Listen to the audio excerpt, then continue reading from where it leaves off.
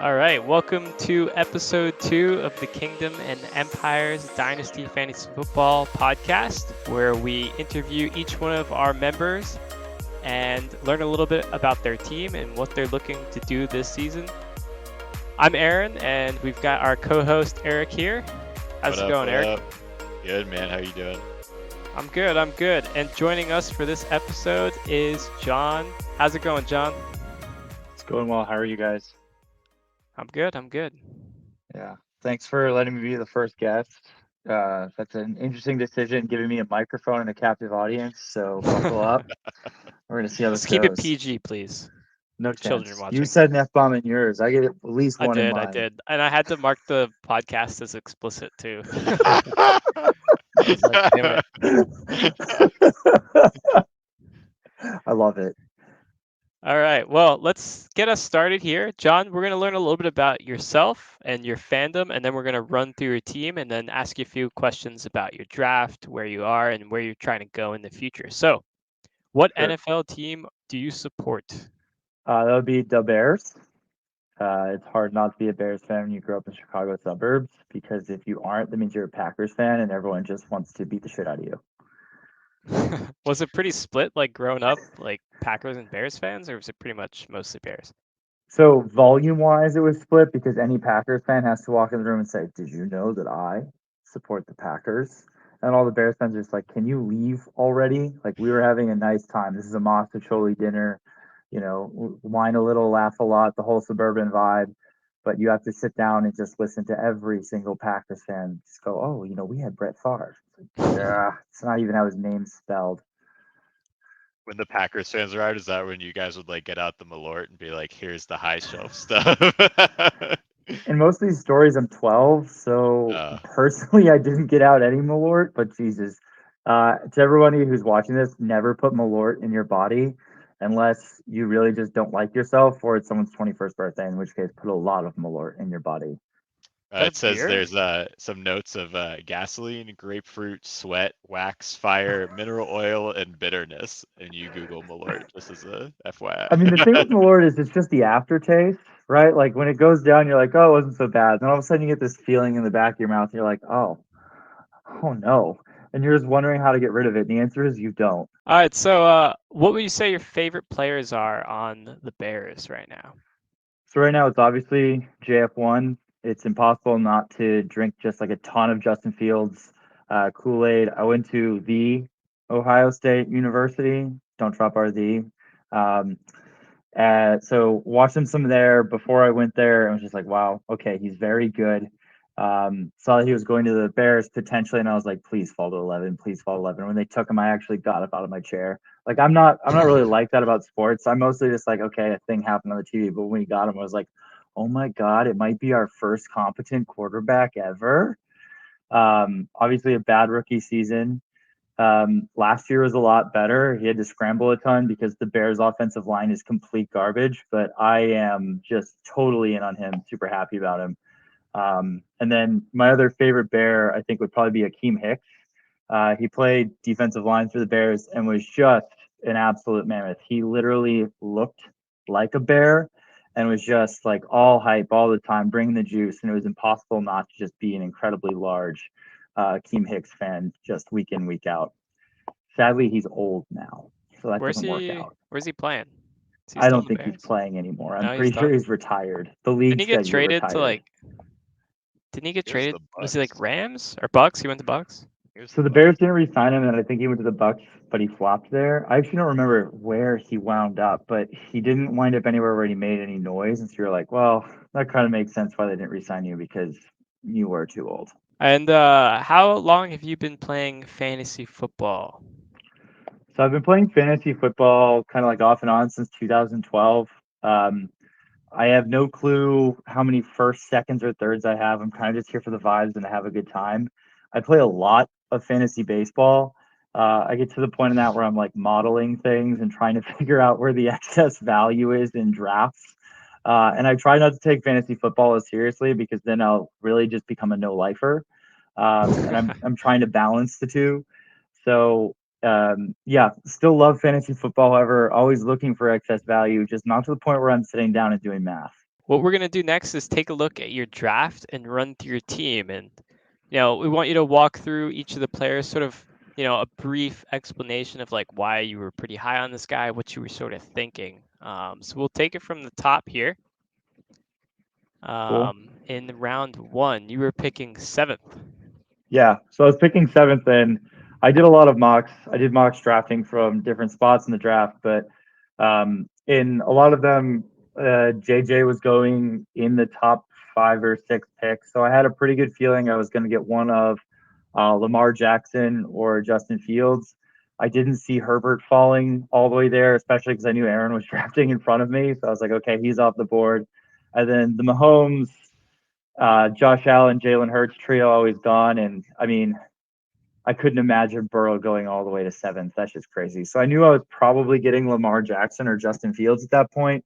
The only person I really didn't know what they were going to do was Chauncey, and Chauncey went the JJ route. So that made me very happy that I got Lamar Jackson, especially after the contract situation is resolved. There's a new offensive coordinator. So I'm kind of hoping that he just breaks fantasy again, because I think that'd be really fun for me specifically. Maybe not for the other 9 people in the league, but we've seen him do it before, and there's no reason he can't do it again, especially with an improved wide receiver core. And then he's got Rashad Bateman, but Rashad Bateman has a hurting foot. So if his foot stops hurting, they'll be really dangerous. But we're just going to see how that all plays out. They still have pretty good wide receivers in Odell and then Zay Flowers as well. Okay, you want me to just go right into the next one? Because I'll go right into the next one, because this is where the heat gets turned up. Yeah, let's turn up the heat. Okay, I just want to Round make 2. fun of the people following me. Like, how did I get Justin Fields at 14? That's unreal. The fact that 6 picks went by and he was still on the board, I had a trade teed up with Aaron. Aaron was like, okay, I'm gonna move up. I want to get Anthony Richardson here. And I was like, okay. I'll trade down. You can have Anthony Richardson at 14. That's fine. And then all of a sudden Justin Fields on the board. I was like, nope, trade's off. I'm taking him. Yeah. I mean, I think the 6 players went before him are good players, but just in terms of like long-term fantasy value, because Fields has the legs, and what I saw from him at OSU was he also has the arm, and I also saw the arm last year when the offensive line wasn't just complete Swiss cheese garbage. So I was super, super pleased to see him fall all the way to 14, Yeah, and that was pretty was crazy. just so excited. Yeah. Yeah, I was shocked, and I totally understood you backing out of the trade. Like, I never would have thought Fields would fall to the 2nd round. No, I had him. If he went to the 2nd round at all, like I was thinking, like okay, like maybe 2-1 or 2-2, but seeing him go to 2-4, I'm like, yes, I will take that value. Thank you for the incremental ADP jump. Yeah, I think it's pretty hard to argue many teams above you for a quarterback with that stack, assuming they both stay healthy and they work out. Like, that's a pretty formidable duo. Oh yeah, it's the upside's definitely there. Obviously, there's some big questions with the Bears in general as a franchise, and also with just all of the other things that come with being the Chicago Bears, not having a reputation for great quarterbacks. He's an Ohio State quarterback, so a lot of times people like to dunk on them because they wind up being garbage, which is fair. Although Ohio State tries to take credit for Joe Burrow, who transferred out to become a good quarterback. But yeah, so super happy with that first round. Was kind of bummed in the 3rd. I didn't really want Devonta Smith there, but I thought the value was there, especially over Cooper Kupp and some of the other guys. What I was doing in a lot of mocks was I was actually taking Deshaun Watson in the 3rd. And so, but I had already gone quarterback. So going quarterback is just insane. But I was still very happy with Devonta Smith. He's an incredibly talented player, although I have some questions about the Eagles this year because they have a new offensive coordinator. Following that, KW3, just a great running back. He's young. Was happy with the value there in the 4th round. I know they just took Zach Charbonnet, but I don't think he starts over KW3 anytime soon. Plus, at like 5'9", 200 plus pounds, like the guy's a wrecking ball. Next, Ramondre Stevenson, again, a lot of value I felt there. I had some thoughts about taking Josh Jacobs, but Josh Jacobs, well, we don't know what's going on in Las Vegas, and I didn't want the uncertainty. Oh, sorry, I'm getting away from myself here. That was my 4th round pick where I was thinking about taking Josh Jacobs. He's off the board by the 5th round. Duh. Yeah, with Ramondre Stevenson, the New England offense is doo-doo, and he's the only one who I think Mac Jones is going to throw the ball to because he's a check down machine. So that's just going to be a whole lot of targets for a running back, which makes me a very happy John when I think about scoring points. DJ Moore, 1-2 punch with Justin Fields. Super happy about that. Fantastic player. I think he's going to be a big part of the Bears offense, especially if they're doing RPO again. RPO just funnels targets into the number one receiver. So I like DJ Moore a lot for that. It's been very consistent year by year. Pretty underrated. Even last year when he had no quarterback play, he put up 800 yards. Yes, I will take that. That's good. It's not great, but it's good. Yeah, so George Pickens, I was annoyed by this pick because we're getting into the fantasy dead zone at this point. And I saw Kittle on the board, and I was like, okay, I'll take a tight end here. I don't love taking tight end high, but Kittle's a good player. And if he's in there at the end of the season and I'm not competing, I can always flip a tight end to someone who needs a tight end to try to win something. So let's take him. And then Chauncey just absolutely blue balled me. I was so mad. I was sitting at my computer seething. I think it took me a minute to just finally suck it up and take Pickens because I was the best value on the board at that spot. It's not the worst pick in the world, but it's not my preferred pick. Let's see. Okay, the next one, Zay Flowers. Super satisfied with Zay Flowers. I am all aboard the Zay Flowers hype train. He's shifty. He gets separation. He has a big time compete factor. I'm also stacking him with a very good quarterback. And it's no longer the same Baltimore Ravens that are like, hey, let's just ruin wide receivers. And hey, let's not let Lamar Jackson throw the ball. New coordinator. I think they're giving Lamar what he wants to cook. So, I'll take Zay Flowers all day. Super happy about that. And then I'm going to talk about one more pick, but I have to be mean to Eric and Aaron really quick because they both took Jordan Love and Trey Lance before Geno Smith, which I can't believe. Jordan Love, who has not been an NFL starter and is going to a team that just lost a great quarterback and has like no support around him. And then Trey Lance, who can't play quarterback, in my opinion, and is probably going to be benched for Mr. Irrelevant again. Both went off the board before Geno Smith. I mean, Trey Lance didn't even go to a real college. He went to North Dakota State. They're not even like a true D1 school. All of his film was him just being really athletic, but then being around a bunch of garbage athletes. And I was like, okay, why does everyone want this guy?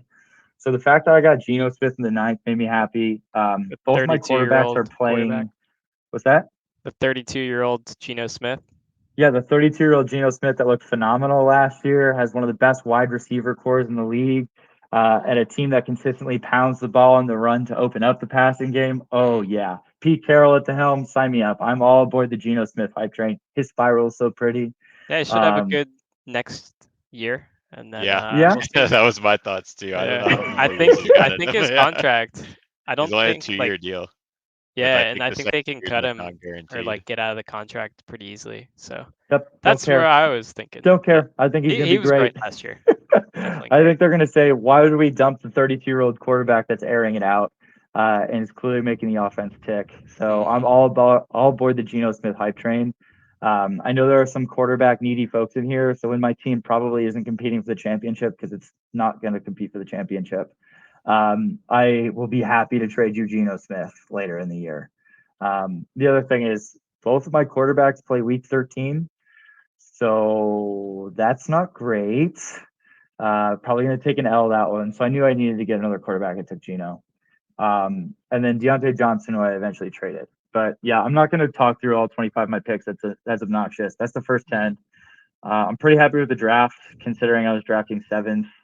I thought it went pretty well overall. There's definitely some rookies down there that I was hyped at where I was able to grab them. I think Aaron's got his mouth on one, Roschon Johnson, who is more of like a next year kind of player. I think he'll wind up taking the job over from Khalil Herbert in Chicago, but they're going to be a committee this year.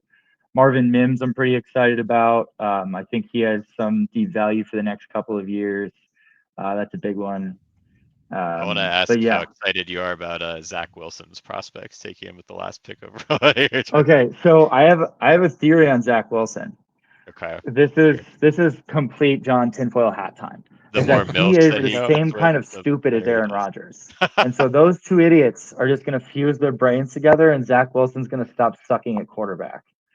But also, it's the 25th round. I was like, fuck it, I'll take Zach Wilson. How about Michael Mayer? That's one I Michael was kind Mayer? of curious about.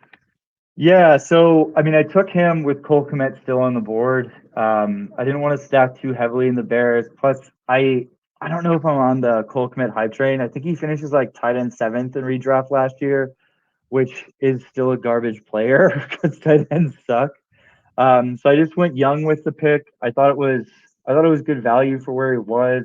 I didn't see a lot of other tight ends still on the board that I would rather have. I think Njoku was still there, and so I was thinking about him, but I wanted to go and grab some longer term value because that's where I was seeing my draft head at that point. So second and third year players that you're expecting to take a leap from your roster this year. Yeah, so I'm just going to talk about one in particular. His name is Justin Fields. He wears the number 1. He's the quarterback for the Bears, and I've got him down for the John Lesniak Mao Zedong Great Leap Forward Award. I think he's going to take this a massive, massive step forward, bring himself out of famine and all that. And really, I think the Bears are going to be cooking. I think they're going to be eating really well with Justin Fields behind center this year. I'm really, really looking forward to that. Yeah, so you touched on this a little bit before, calling yourself a rebuilding team as opposed to a contending or a retooling team. So what would you say are the areas of improvement for your team? Where are you looking to bolster your roster? Yeah, so when I say I'm a rebuild team, I say that because I think it's the most probable outcome for what I have, because I have like these really high upside assets, but I don't have the depth of players who are going to make an impact today on the roster. So I look at that and it's like, okay, it's a rebuild, especially because my high upside assets are all young. So I think the biggest thing for me is wide receiver depth. Devonta Smith is a good number 1, but after that, I think it kind of trails off kind of rapidly. It really is going to depend on how well George Pickens plays this year, which I'm not super high on, but I'm medium high on. He was kind of in the dead zone for me. And then Zay Flowers as well. As far as running back goes, I think I'm covered pretty well, but I'm also open to flipping either one of them for picks because I just look at that roster and I think there's at least 4 that are better equipped for this year. And I don't think I have a shot for it. So that makes me think, okay, how do I get the long-term value out of these guys? Let's walk through the trade that you've done in this league so far. Yeah, so Aaron offered me James Dalvin Cook, not Dalvin James Cook, but James Dalvin Cook for Deontay Johnson. And so kind of my thought process there was I'm rolling with 2 Pittsburgh wide receivers, which always makes me a little bit nervous because in any one game, I feel like when you have the number 1 and the number 2 wide receivers, one guy's going to eat and then one guy is not going to eat at all. And you're kind of guaranteeing yourself a medium performance from both with no upside. So I was happy to move one of the 2 Pittsburgh wide receivers. I like James Cook. I like that he's the number 1 running back in Buffalo where it snows a lot.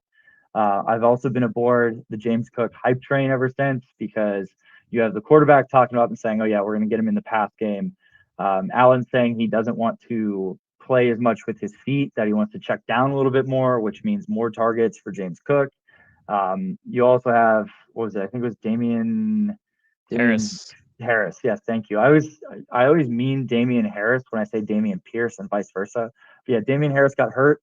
That was the big question mark I had was, oh man, is this guy gonna like ruin the whole season for me? But nope, he's not playing. So I'm full steam ahead on the James Cook hype train. I think that trade's gonna look really good in 3 or 4 years. Or on the flip side, it won't, and I'm not gonna lose any sleep over it. In the spirit of making more trades, which is the way we all have to improve our rosters, other than the rookie draft, and finding like the tiniest piece of diamond in the rough on the waiver wire. What are some players on other rosters that you've got your eyes on right now? Yeah, so the first thing I want to say is like I'm kind of like standing at the bar winking at all of your first round picks. I'm very into your first round picks are really cute, guys, and I would love to have a conversation about your first round picks being my first round picks. So those are probably the assets I'm most interested in. Other than that, probably just like a truly top number one wide receiver. I think that's the biggest hole on my team is I don't have that. So like getting a guy like Olave, Garrett Wilson, someone young who will be a stud for a long time, someone who would make me happy. Also, not a guy like Devonta Smith who has AJ Brown in front of him, or T Higgins who is stuck behind Jamar Chase, right? But a true number one wide receiver where he has the talent to be number one in a number one offense. That's what I'm looking for. That's the big thing that's missing, but it's also the thing everybody wants. So completely understand. I'm probably not going to just be able to pull that off. No one's going to be like, "Hey, John, you want Garrett Wilson for a 3rd-round pick?" I'm just feeling generous today. So it's unlikely to happen, but I think that's the biggest asset that I'd be after this year. We'll see. As far as trades go, I just love discussing this stuff. I love bartering.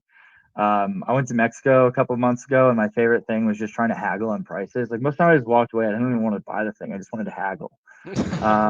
Fantasy, I think it's a little. Time. It was honestly, I was great. I was getting like 15-20% discounts, and being like, "Nah, not good enough."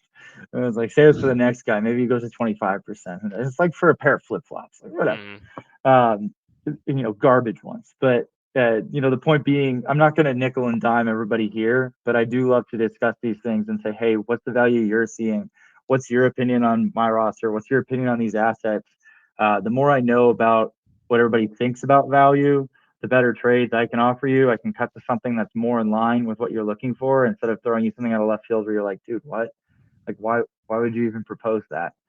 So don't send me trades for like 33-year-old wide receivers or 28-year-old running backs because they are the same thing in this league. To me, I look at those and I assign them a value of 0 because I don't like old people. Anybody who's close to my age, I'm not interested. Yeah, and there are a lot of good resources online to like help with these trades. Like I know in our discussions, like we were sending each other different like value charts and calculators like Keep Trade Cut. That's a great website for you guys to keep in mind. Just sort of figuring out like which trades have happened in the past, and then they'll assign a certain value and you can equal it out. And then Fantasy Calc is another really good one that's widely used in Dynasty.